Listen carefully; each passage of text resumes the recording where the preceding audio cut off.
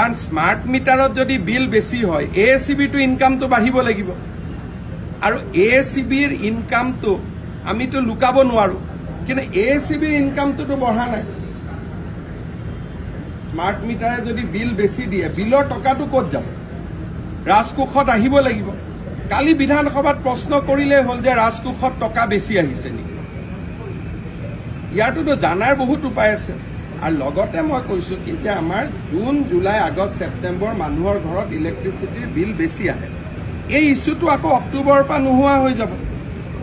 আৰু 1 এপ্ৰিলতটো আমি ইলেক্ট্ৰিচিটিৰ দামো 1 টকা কমাই দিম ভাৰতৰ কোনো ৰাজ্যৰ দাম নকমায় অসমে প্ৰথম কমাব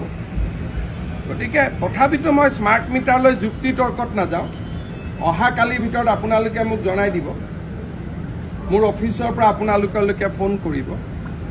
যে যোনজন সাংবাদিকে বিচাৰে যে ঘৰত এটা স্মাৰ্ট মিটাৰ মেনুৱেল মিটাৰ আমি দুটা লগাম